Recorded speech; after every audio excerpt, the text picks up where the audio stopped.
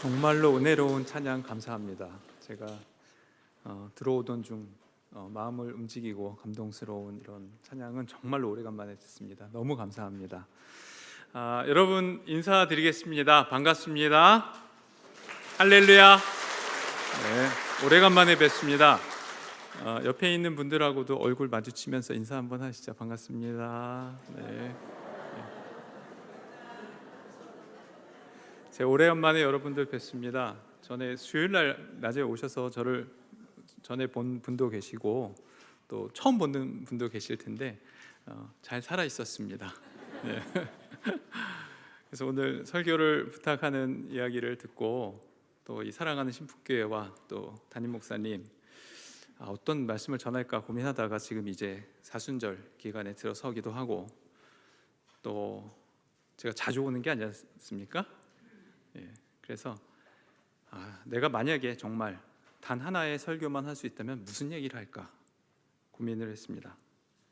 그래서 이 설교를 해야겠다 그렇게 마음을 먹고 오늘 이야기를 시작해 보도록 하겠습니다. 제가 오늘 드릴 이야기는 기독교의 핵심이고 우리 신앙의 기본이고 우리 기독교인의 삶의 표준에 대한 이야기입니다. 가장 중요한 이야기입니다. 제가 오늘 정말 중요한 얘기를 하러 여기에 왔습니다. 그것은 바로 예수 그리스도입니다. 저는 오래전부터 이런 생각을 해왔습니다. 지금 우리 기독교 안에, 지금 우리 교회 안에 혹은 나의 삶 안에 정말 예수가 계신가? 많은 경우에 우리가 경건한 신앙생활을 하지만은 그 가운데 예수가 빠져있는 것은 아닌가? 제가 유럽에 있을 때 수많은 교회들을 봤습니다. 멋진 교회들, 화려한 교회들, 심지어 그 교회에 들어가서 구경하려면 돈까지 내야 돼요. 그걸 보면서 이런 생각을 했습니다. 예수님이 여기 계신가? 어쩌면 우리는 정작 예수와 상관없이 교회라고 하는 안전한 제도 안에서 열심히 신앙생활을 하고 있는지도 모릅니다.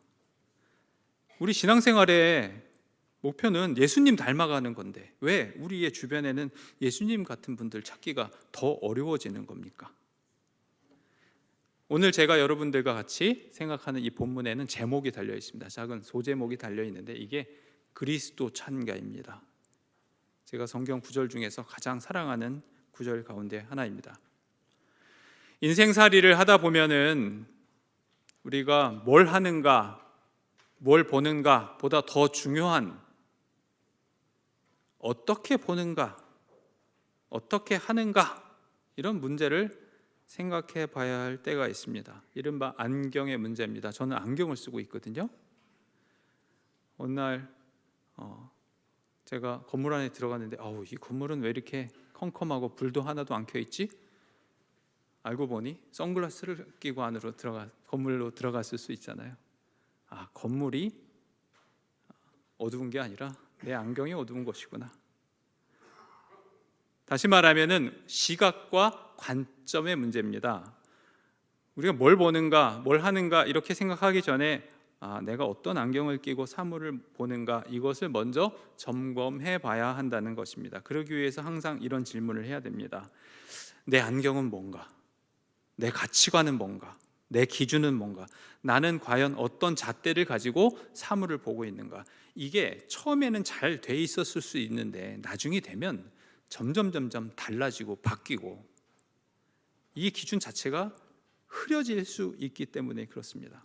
이게 왜 중요하냐면 이렇습니다. 중고등학교 시절 우리 생각해 보면 그래요. 저도 학교에서 학생들 가르치고 있지만은 시험 보고 나면은 딱 둘로 갈라집니다. 나는 시험 망쳤어. 그런 친구들 있죠. 막 울어요. 시험 망했어. 그럼 막 시험 보고 나와서 울어요. 어떤 친구들은 나 시험 잘 봤어. 그런 친구들 있죠. 나중에 보면 어떻습니까? 시험 망쳤다고 하는 친구들은 한 문제 틀려서 망쳤다고 우는 거예요. 시험 잘 봤다고 하는 친구들은 60점 넘으면 잘 본 거예요. 70점이니까 잘 봤다. 왜 그렇습니까? 기준이 달라서 그래요. 똑같은 일을 해도 어떤 기준을 갖고 있는가가 더 중요합니다. 이 성경 본문이 오늘 우리에게 주는 굉장히 중요한 이야기가 이겁니다. 우리에게 예수님의 마음을 품으라 라고 이야기합니다. 여러분, 예수님의 마음을 품으십시오. 예수 그리스도의 마음, 예수 그리스도의 관점, 예수 그리스도의 기준을 가지고 이 세상을 살아가라, 이렇게 권하고 있습니다. 이건 무엇을 의미할까요? 이 구절의 첫 부분을 보면 굉장히 중요한 이야기가 하나 나옵니다. 이게 뭐냐? 이 고백은 예수 그리스도가 하나님이라고 하는 데서 출발을 해야 한다는 점을 말하고 있습니다. 예수 그리스도는 하나님입니다. 예수 그리스도가 뭡니까? 예수는 뭐죠? 사람의 이름이에요. 그리스도는 직책입니다. 이 예수 그리스도 이렇게 하니까 우리가 잘 인식하지 못하고 하는데, 사실 이제 말하자면 제가 미국에서 있을 때 우리 딸이 태어났는데, 그 딸이 태어났을 때 대통령이 바락 오바마였어요. 오바마 대통령이었고, 걔가 이제 그 초등학교를 다닐 때 그 학교에서 뽑혀가지고 백악관 초청을 받은 적이 있습니다. 그래서 저 바락 오바마 직접 봤습니다. 백악관 가서 행사도, 그 부활절 행사를 해요. 그래서 거기 뽑혀가지고 직접 보고, 이 아이는 바락 오바마가 대통령이구나. 그다음 이제 저희가 영국을 갔거든요. 그래서 대통령 선거를 한다는 얘기를 아이에게 들려줬습니다. 그랬더니 얘가 충격을 받았어요. 태어나면서부터 바락 오바마가 대통령이었는데 대통령이 바뀐다는 사실을 한 번도 생각해 본 적이 없는 겁니다. 오바마 이름이고 대통령, 이 직책이에요. 예수 그리스도라고 말할 때 나사렛 사람 예수가 유일한 그리스도다라고 하는 고백에서 시작한다는 이야기입니다. 주는 그리스도시요 살아계신 하나님의 아들이십니다. 이 고백이 그래서 중요한 겁니다. 우리가 단순히 예수 그리스도라고 말하는 게 아닙니다. 그것은 우리의 고백이에요. 예수만이 그리스도다. 다른 수많은 사람들이 그리스도일 수 있지만 우리는 예수를 그리스도라고 고백하는 사람들입니다. 반면에 유대인들한테는요, 지금도 예수가 그리스도라는 사실을 고백하는 게 불가능합니다. 지금도 그리스도를 기다리거든요. 무슬림들도 그래요. 그리스도라고 고백하지 않아요. 한때는 우리가 예수를 그리스도라고 고백하기만 해도 그게 우리를 죽이고 박해하는 이유가 되기도 했습니다. 이게 무슨 의미입니까? 우리가 믿는 예수는요, 하나님의 본체, 하나님의 본질, 그리고 바로 하나님이시다라고 하는 고백입니다. 이런 고백과 선언 위에서 우리의 삶이 새롭게 시작되어야 됩니다. 이 고백 위에서 집을 새롭게 지어야 돼요. 사랑하는 여러분, 예수가 그리스도라고 하는 고백 위에서 우리의 가치관, 우리의 가족, 우리의 직업, 사회적인 관계 모두를 다시 세우시기를 바랍니다. 이 고백이 어떤 의미를 우리에게 던져줍니까? 예수 그리스도는요, 하나님이에요. 하나님의 모든 권한과 능력을 가진 분입니다. 인간으로 태어나셨지만은, 인간으로 자라셨지만은 그분은 분명히 하나님이십니다. 만물을 창조하시고 만물의 주인이신 분이에요. 여러분이 만약에 이것을 진짜로 믿고 고백한다면은 이 믿음 안에서 정말로 믿기 어려운 강력한 힘이 나타납니다. 우리를 넘어뜨리려는 어떠한 시련과 시험, 그것도 결국에는 주님의 능력 안에 있기 때문입니다. 우리는 만물의 주인이신 하나님 앞에 홀로 서는 존재입니다. 제가 대학원 때 루터를 공부했습니다. 대학을 졸업하니까 세상의 모든 걸 다 아는 것처럼 생각이 됐었어요. 난 다 안다. 대학원 공부를 해보니까 내가 모르는 게 있구나. 박사 공부를 해보니까 내가 아는 게 별로 없구나. 지금 교수가 돼서 학생들 가르치잖아요. 내가 가르칠 게 없는데 내가 무슨 얘기를 할 수 있을까? 루터를 한창 배울 때 루터가 대단한 존재구나 이렇게 생각을 해서 많은 공부를 하고 내가 아는 척을 했지만은 지금까지 제가 루터에 대해서 기억나는 거는 굉장히 강한 인상 이겁니다. 이게 뭐냐면 처음에 루터가 종교개혁을 시작을 할 때 종교를 개혁하려고 시작한 게 아니었습니다. 그럼에도 불구하고 수많은 사람들이 그를 따랐고 반면에 그를 죽이려고 하는 사람들이 많았습니다. 그때 당시에 공권력과 천주교회가 그를 죽이려고 눈에 불을 켜고 암살하려는 시도도 여러 번 있었어요. 제국의회에 불러서 소명을 요청했습니다. 의회에서 모럼스라고 하는 데서 서서 혼자 그 엄청난 협박과 폭력 속에서도 이렇게 이야기합니다. 지금도 그 자리에 표지가 써 있어요. 뭐라고 얘기했느냐? 독일어로 얘기했습니다. 루터는 독일 사람이라서. Here I stehe, help me God. 영어로는 Here I stand, help me God. 하나님, 내가 여기 서 있습니다. 날 도와주십시오. 그렇게 기도하면서 두려워하지 않았어요. 왜? 만물의 주인이신 하나님 앞에서 혼자 서는 것이 무엇인지를 그는 확실히 알고 있었기 때문입니다. 우리가 하나님을 고백하는 신앙, 예수 그리스도가 그리스도라는 신앙 앞에서는요, 어떠한 고난과 위험도 우리를 무너뜨리지 못합니다. 이것을 분명히 믿어야 합니다. 우리가 믿는 하나님이 만물의 주인이시기 때문입니다. 할렐루야. 그런데 말이죠, 이 성경 구절은요, 여기서 완전한 반전을 이룹니다. 예수의 마음을 품으라라고 하는 것은 하나님을 고백하는, 하나님 신앙 고백하는 데서 시작하지만 예수 그리스도의 마음을 품는 것은 또 다른 의미를 우리에게 던져줍니다. 그게 뭐냐 하면 그리스도를 따르는 삶이라고 하는 삶의 본질은 하나님의 거대한 힘, 성령의 충만한 능력, 그것만이 아니라 그리스도인의 삶의 표준은요, 우리의 삶을 가득 채우는 물질적 축복이나 권력이나 혹은 세상이 부러워하는 명예가 아니라는 겁니다. 이게 더 중요합니다. 예수님의 본질은요, 자신을 비우는 것입니다. 스스로를 비우신 분이에요. 이걸 원어로는 케노시스라고 합니다. 이건 한번 따라해 보시죠. 케노시스.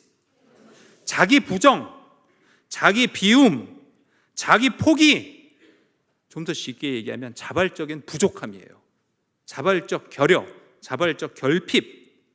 예수님은요, 자신을 철저하게 비우신 분이고, 자기를 철저하게 포기하신 분이고, 자기를 철저하게 낮추신 분이시면서 자발적으로 부족함을 선택하신 분이라는 겁니다. 예수님의 마음 품으라는 것은 이겁니다. 자기 포기하지 않고 자기 부정하지 않고 신앙은 없다는 거예요. 주님을 따라가는 삶이라는 것은 스스로 부족함을 선택하는 거예요. 여기서 우리는 진리를 발견하게 됩니다. 그리스도인들이 신앙생활 잘하다가 뭘 잘못해가지고 내가 뭘 빼먹고 신앙생활 등한히해서 고난을 만나고, 그게 아니라는 겁니다. 그리스도인의 삶이라는 게 원래 본질적으로 예수님의 삶처럼 희생과 헌신으로 가득 찬 삶이라는 거예요. 남들 눈에 볼 때는, 또는 우리가 스스로 볼 때 뭔가 부족한 결여의 삶, 그게 그리스도인의 삶의 본질이라는 겁니다. 여러분, 그리스도 때문에, 예수님 때문에 뭔가 분하고 원통한 일 겪으신 적 있어요? 억울한 일 겪으신 적 있습니까? 인생에서 뭔가 부족하고 아쉽고 그렇게 살아가고 계십니까? 뭔가 좀 불편하게 살아가고 계세요? 괜찮습니다. 괜찮아요. 그게 바로 그리스도처럼 살아간다는 표적이기 때문에 그래요. 반면에 굉장히 잘 세상 보면은 타협 잘하고 소신도 잘 굽히고 그런 분들은요, 고난을 안 당해요. 세상적인 유혹에도 넘어가고 편한 길만 찾아가는 사람들은 세상이 좋아합니다. 아무도 미워하지 않아요. 인간관계 원만하다, 그런 얘기도 들어요. 경험해 보시지만 아시잖아요. 내가 예수만 안 믿었으면 신앙, 양심 잘 이렇게 덮어두면 타협하고 잘 먹고 잘 살 수 있는 기회들도 있으셨을 거예요. 물질적 풍요와 세상의 칭찬 모두 함께 얻을 기회들이 있었을 겁니다. 하지만은 그리스도인들은 세상이 감당을 하지 못하는 사람들입니다. 세상이 그들을 어려워해요. 가만히 두지 않습니다. 왜냐하면 우리는 어둠에 속하지 않고 빛에 속하기 때문에 그래요. 그래서 빛에 속한 우리를 세상은 기회만 있으면 속이고 누명을 씌우고 괴롭힙니다. 어떤 때는 권력으로, 어떤 때는 거짓말해서 빛의 사람들을 괴롭힙니다. 이게 그리스도의 삶이라는 증거예요. 저희 사랑하는 동기 선후배 목사님들, 지금 이 시간에 이 주일날에도 전국에서 정말 빛도 없이 보이지 않는 곳에서 그리스도를 따라가면서 고생하며 사는 분들 너무나 많습니다. 그런 성도들 많으시고 이 교회도 그런 분들 많으시죠. 아무도 알아주지 않아요. 아무도 칭찬해주지 않습니다. 그리스도를 위해서, 이웃을 위해서 그렇게 노력하고 수고해도 세상은 알아주지 않아요. 이름도 알려주지 않아요. 칭찬도 못 받습니다. 왜 그러냐? 그냥 작동하는 방식이 달라서 그렇습니다. 세상의 방식이 아니라서 그래요. 부족함이 기준이 되는 삶이란 것, 자기를 비우는 삶이란 그것은 무엇입니까? 제가 성경을 자주 설교하지 않기 때문에 성경을 그냥 읽습니다. 읽어보면 뭔 말을 해야겠다, 설교를 해야겠다, 설교 준비하려고 있는 게 아니라 그냥 읽어봐요. 그러면 성경에 예수님이 살아계신 생생한 삶의 모습들이, 제자들의 모습들이 느껴질 때가 있어요. 제가 느낀 게 이겁니다. 예수님과 제자들이 한 번도 물질적 풍요와 세상의 권력을 누리면서 감사합니다 이런 기도를 한 적이 없어요. 성경에 아예 그런 사람들이 안 나오고 오히려 신앙 주변부에서 신앙인이 될까 말까 한 사람들 중에는 권력자도 있고 부자도 있어요. 최근 제가 아주 감명 있게 읽은 책에 이런 구절이 있습니다. 건강한 사람한테는 여러 가지 소원이 있지만 병든 사람한테는 단 하나의 소원밖에 없습니다. 자유로운 사람에게는 많은 소원이 있지만 감옥에 갇힌 죄수는 단 하나의 소원에 만족한다. 이런 얘기를 합니다. 제가 의과대학에 있지만 병원에서 의료원 안에 이제 병원도 있지 않습니까? 저희 아주대 병원이 좋은 병원입니다. 병원 가실 일 있으면 오세요. 그런 일이 없어야 저는 좋다고 생각합니다. 수많은 환자들을 보면서 그들의 하나의 소망은 병을 낫는 것입니다. 그런데 예수님처럼 살아간다고 하는 게 과연 무엇일까 생각해 봤을 때 그 큰 장애물, 최근에 우리의 삶에서 저의 삶을 들여다봐도 그래. 그 장애물이 뭐냐? 너무 풍요롭다는 겁니다. 우리가 그렇게 풍요를 누리면서도 인식조차 못한다는 거예요. 너무 우리가 풍요로워요. 세상이 풍요로우니까요, 하나님 나라를 찾고 싶은 마음도 없어져요. 그게 우리의 문제입니다. 너무나 다 갖고 있기 때문에 간절한 마음, 간절한 소망, 영적인 갈망, 이런 것들이 사라져 버렸습니다. 저도 그래요. 요즘 시대가 어떻습니까? 풍요로운 소비가 미덕이 돼버리지 않습니까? 오히려 요즘에는 부족한 걸 찾기가 어려워요. 풍요롭게 소비를 충족시키면서 그렇게 살수록 우리는 감사를 더 모르게 되고 우리가 모든 누리는 것들이 당연하게 여겨집니다. 그러나 여러분 기억하십시오. 풍요가 아니라 부족함이 가치를 만들고 감사를 만들고 삶의 진정한 의미를 만듭니다. 사실 이거 어린애들 교육할 때도 정말 중요합니다. 요즘 애들이요, 이렇게 말하면 꼰대라고 얘기할 수 있을지 모르겠는데 요즘 사람들이 부족한 걸 몰라요.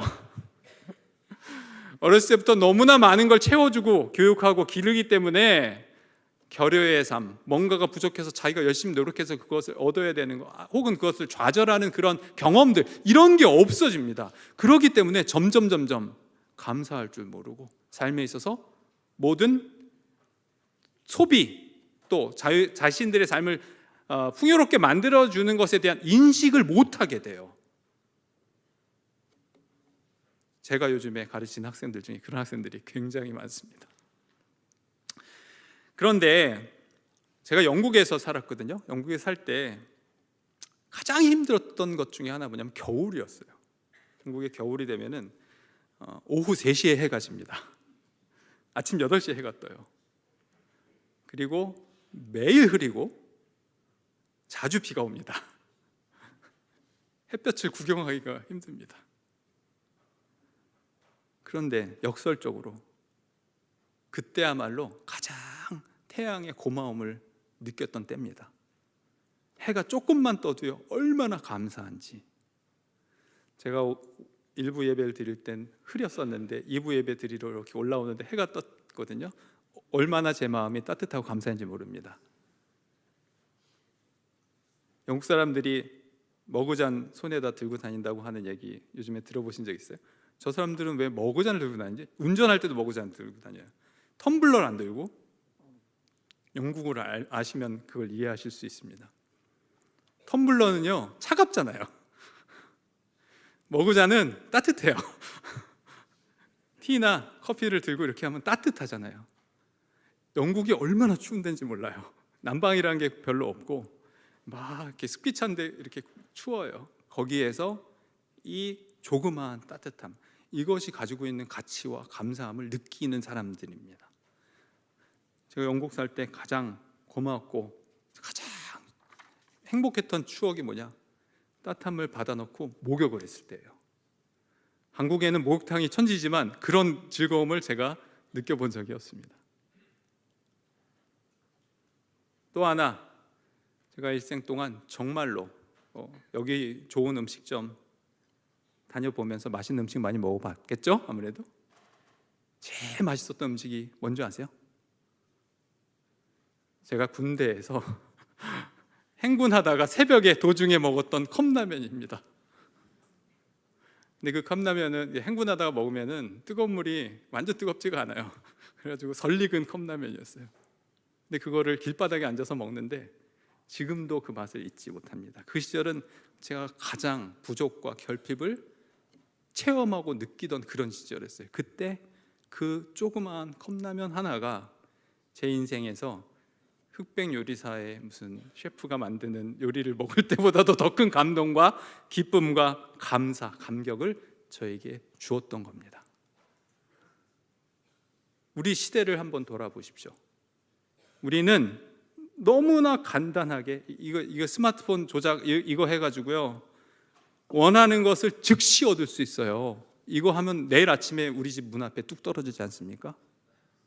편하고 즐겁고 좋은 일이죠. 너무나 적은 노력으로 너무나 많은 것을 간단하게 얻을 수 있습니다. 그렇지만은 놀랍게도 우리의 삶에서 갈망, 기다림, 인내, 그리고 감사, 이런 게 없어져 버렸다는 겁니다.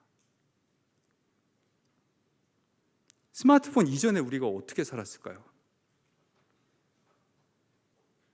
이전엔 불편했는데요. 또 이렇게 얘기하면 꼰대라고 얘기할 수 있을지 모르는데 나 때는 옛날에는 스마트폰 없이 전화기로 만났는데도 사람들을 만났단 말이에요. 그때는 교회에서 굉장히 뜨겁게 신앙생활을 했단 말이에요. 그때는 우리가 예수님을 진짜 찾고 구하는 마음이 그냥 교회 안에 오면 예배 시간에 항상 마음속에 우리의 갈망 가운데 찾아와서 예배드리고 그랬단 말이죠. 왜 이렇게 됐을까요? 물질적 가치가 너무나 커지고 극대화된 풍요로운 삶이기 때문에 정말 진정한 삶의 가치들이 없어져 가고 있기 때문에 그렇습니다. 예수님은요 스스로를 부족하게 비우신 분이에요. 자기를 낮추고 비우고 부족함으로 스스로를 이끄신 분입니다. 하지만 그런 그리스도의 삶이 반대로 우리의 삶을 부자로 만드는 도구로 바뀌어 버리지 않았습니까?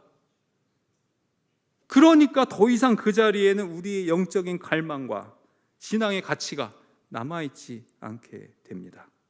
풍요와 소비, 그것이 하나님의 자리를 차지하고 있는 것입니다.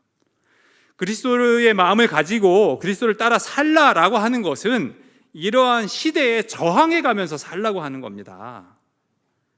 부족함에 대해서 긍정하고 우리가 스스로 자발적으로 부족함을 선택하는 것, 그것이 영성이고 그것이 예수님을 따르는 삶입니다. 기독교 역사 보면 수많은 운동들이 나타납니다. 프란체스코가 그랬어요. 자발적으로 가난을 선택합니다.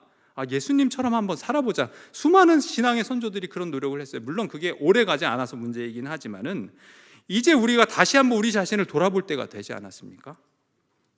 우리는 예수 그리스도를 위해서 얼마나 많은 걸 포기하면서 살았습니까? 우리 특권, 기득권 놓으면서 살아본 적이 있습니까? 예수님을 위해서 우리의 자존심, 자랑을 얼마나 포기했습니까? 우리의 이익을 얼마나 포기했습니까? 포기하지 않고 뭔가를 받으려고만 하지 않았습니까? 그거는 신앙이 아닙니다. 적어도 기독교 신앙은 아닙니다. 예수를 따르는 삶이라고 하는 것은 우리의 삶에 있는 부족함, 이미 부족함이 있지 않습니까? 그걸 채우려고만 하는 게 아니라 이것은 그리스도를 따르는 삶의 표적이다. 스스로를 긍정하고 또 스스로를 비우면서 겸손하게 부족함을 느끼면서 감사하면서 사는 삶입니다. 우리의 삶에는요, 우리가 풍요롭고 소비하는 거기에 길들이지 않으면 얼마나 감사할 게 많은지 몰라요. 옛날보다도 더 감사한 게 많지 않습니까? 역설적으로 부족함과 불편함에서 진정한 신앙의 가치가 살아납니다. 예수를 따르는 삶이라는 게 원래 그렇게 배부르고 편안한 삶이 아닙니다. 예수님 그렇게 사셨잖아요. 슐라이르마흐라는 신학자는 신앙을 정의합니다. 신앙은 절대 의존의 감정이다. 부분적인 의존이 아니에요. 절대적인 의존. 절대로 나를 버리는 것, 주님의 손길을 완전히 의존하고 완전히 몸을 던지는 것. 주님을 위해서 포기해보는 건 직업도 없어져 보고 집도 떠나보고 억울한 누명도 써보고, 이게 예수님을 향한 진정한 사랑입니다. 성경에 이런 사람들 얘기가 더 많이 나옵니다. 예수님은 스스로를 포기하고 포기를 선택하고 죽음을 선택하신 분입니다. 오해받을 것을 각오하고 안식일에 병자를 고치셨고 사회적으로 버림받은 모든 사람들의 친구가 되셨습니다. 성경에 보면 자기를 낮추시되 십자가라고 하는 잔인한 죽음조차 피하지 않고 선택하신 분입니다. 오늘 우리가 영광의 십자가를 바라보면 영광송을 불렀지만 원래 십자가는 영광의 상징이 아닙니다. 주님의 죽음은 영웅적인 죽음이 아니었고 초라하고 비극적인 치욕스러운 죽음이었습니다. 그러나 우리 주님은 겸손히 순종하면서 이 모든 것을 스스로 선택하셨습니다. 예수님 같이 산다는 건 뭡니까? 뭔가 부족하고 뭔가를 갈망하고 그러는 가운데 진정한 감사와 기쁨을 누리는 것입니다. 사실 많이 가진 사람들은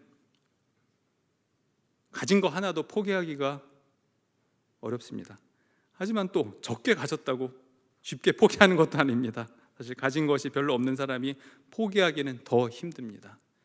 그래서 우리는 예수를 따라서 사는 방법을 노력해야 됩니다. 스스로가 예수님처럼 결여의 삶, 결핍의 삶, 부족한 삶을 선택해야 됩니다. 그러면 어떤 일이 일어납니까? 그러면 우리 스스로가 아니라 하나님이 우리를 높이신다는 겁니다. 예수님은 결핍의 삶, 결여의 삶, 낮아지는 삶, 자기를 비우는 삶을 선택하셨지만 하나님이 그를 높여 하나님이 영광스러운 이름을 주시는 것, 이것이 그리스도 찬가, 그리스도의 신앙의 원리입니다. 내가 부족할수록, 우리가 결여의 삶을 선택할수록 하나님이 우리를 직접 채워주신다는 겁니다. 정말로 가치 있는 것은 내가 노력해서 얻는 보상이 아니라 하나님이 직접 주시는 하나님의 보상 아닙니까? 이 땅에서든지 아니면 천국에서라도 내가 추구해서, 내가 노력해서, 내가 자신 있게 얻어내는 그런 게 아니지 않습니까? 하나님이 주시는 것, 그것을 은혜라고 얘기합니다. 그것을 하나님의 선물이라고 얘기합니다. 이게 하나님의 보상입니다. 그렇기 때문에 지금 내가 가진 게 크게 미련 두지 않아도 됩니다. 내가 부족해도 괜찮습니다. 지금 보이지 않아도 이걸 진짜 믿는 게 신앙입니다. 제가 항상 생각해 봅니다. 정말 이거 믿고 있나?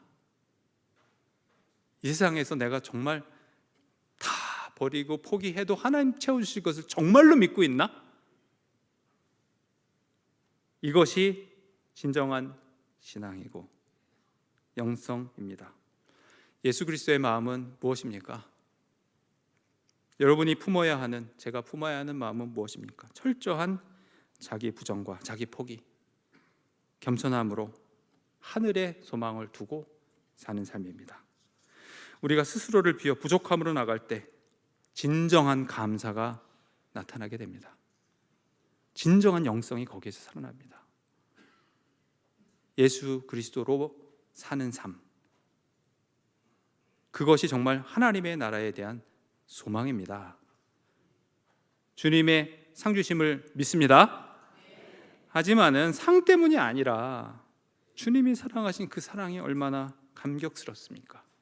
그 강렬한 사랑, 그 사랑 때문에 우리는 그 사랑 안에서 더 이상 내 것을 더 가지려고 하는 그러한 삶이 아니라 우리의 것들을 스스로 포기하고 비워나가고 우리를 낮추는 그러한 삶을 살아야 합니다. 우리가 스스로 우리의 삶을 비워나가면서 그리스도의 삶을 따라 나설 때 우리는 하나님 나라를 이 땅에서부터 경험하게 될 줄 믿습니다. 다 같이 기도하시겠습니다. 사랑과 은혜가 많으신 우리 하나님, 우리가 이제 사순절을 앞두고 그리스도를 따르는 삶에 대해서 생각하고 묵상해 보았습니다. 주님께서 스스로를 낮추시고 비우시고 십자가에까지 낮아지심을 우리는 이 시간에 마음 깊이 느낍니다. 주님, 우리도 스스로 주님 따라서 우리의 삶을 낮추고 비우고 부정하는 우리의 성도들이 될 수 있도록 도와주시옵소서. 우리가 주님을 향해 주님을 따라 사는 삶이 우리의 기준이 될 때 그 기준을 통해서 우리의 삶이 새로워지게 도와주시옵소서. 우리의 힘으로는 할 수 없지만 하나님의 은혜로 우리가 예수님과 같은 삶을 살아가시도록 힘과 용기를 더하여 주시옵소서. 우리의 삶의 결단을 하나님께 축복하여 주시고 이 결단을 통하여 하나님 나라가 확장되게 하여 주시옵소서. 예수님의 이름으로 기도드렸습니다. 아멘.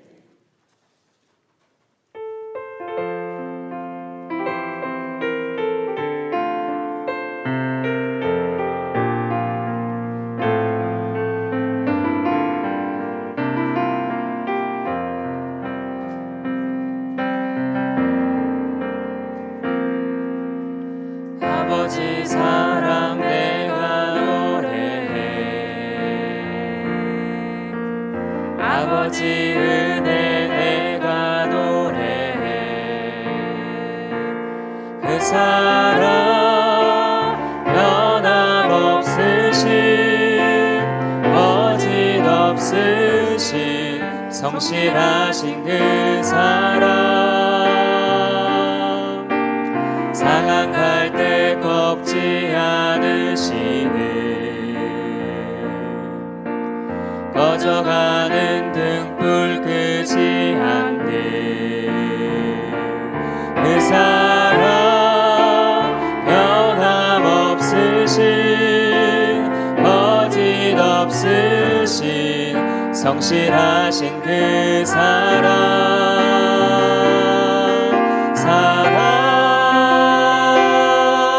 그 사랑,